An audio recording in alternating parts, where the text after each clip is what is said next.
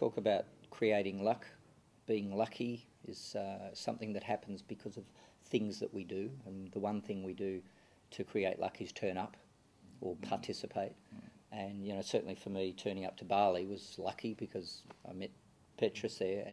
I had a vision over the next 4 or 5 years to develop property players and grow the network and take it international.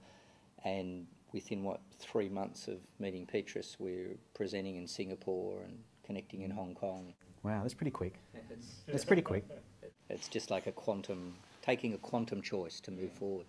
It was so interesting. I was in Hong Kong just a couple of weeks ago, and I was talking to people about the hub system and how we form partnerships and invest together. And while I was doing that, I had a telephone call from England, and people, 3 people that wanted to connect with me, and we started talking on a telephone conference, and they just heard about what we were doing, inviting and saying, "Listen, I'm in Hong Kong, busy with that, and now we got the invitation from England to say, when are you coming? And we really want this system in England." So it literally grows by word of mouth. We actually get many invitations from different points, different people who are connecting in through the network, and that's very powerful and very exciting. And we did the course last week in Adelaide, and some people there from Brazil. Yeah. So they want to... From Brazil. And we've been talking about the economic opportunities in Brazil for looking at investment. And so, within a very short time, we'll have a hub operating in Brazil. Darwin and Alice Springs. There were people from Alice Springs that want to take the diamond course up there as well. So it's almost about strategically saying, where do we say no? And planning that as we grow, so that we can actually manage that growth and fulfill the promise as we grow. I remember when we did the course in Singapore, there were 7 different nations represented in the course there, from Tokyo, China, Southeast Asia. So all those people are, slowly it just happens that all these people then come back and say, when are you coming to Tokyo? When are you coming here? And for me, the thrilling thing is taking hands with people from different cultures, different backgrounds, and being on the same team in creating wealth. That's just so powerful. The idea for me when I wanted to have an international opportunity or an international team was that here in Australia I was talking to people at property expos and talking to my own clients saying, if the growth cycle isn't here in your suburb, where is it? What if it is in India or Vietnam or another country? Yet how do we trust the information we get from those other places?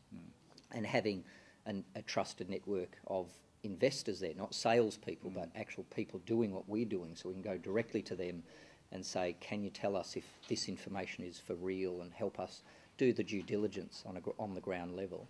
And now we get people in Adelaide getting information from lawyers who are in the hub from Hong Kong, and flowing information around to help us make sure that we're not making an emotional decision, that our blind spots are being protected from points of view from all over the planet.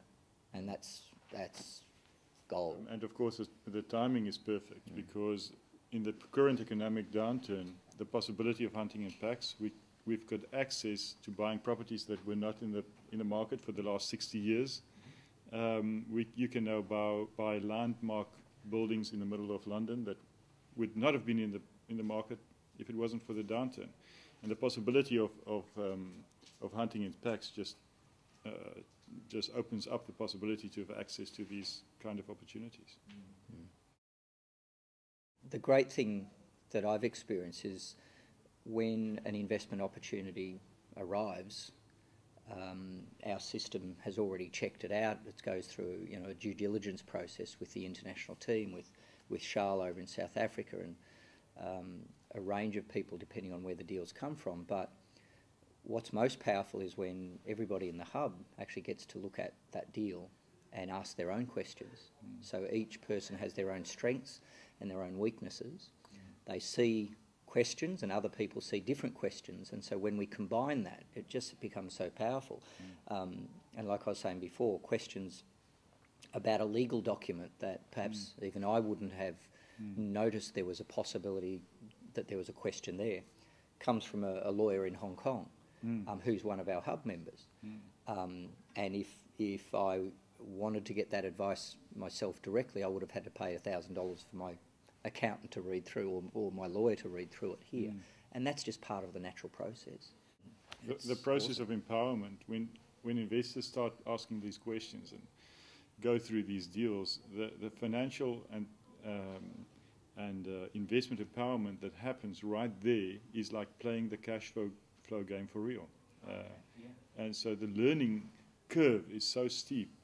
So what happens is continually the whole body of knowledge between all the hubs just continues to grow, and they're making better and better financial and investment decisions as it goes along. In the beginning, the first opportunity I sent overseas, I think 49 questions came back. And the people that sent me the questions was thinking, wow, the system isn't working. And I was like raving, saying, this is the system in action.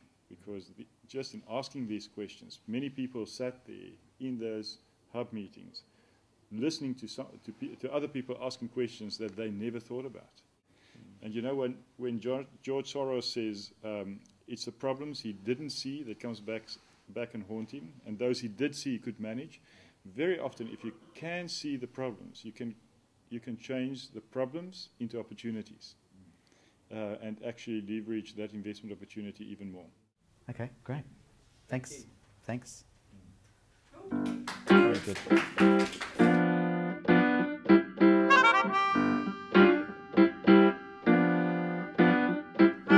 It's always more fun to share with everyone.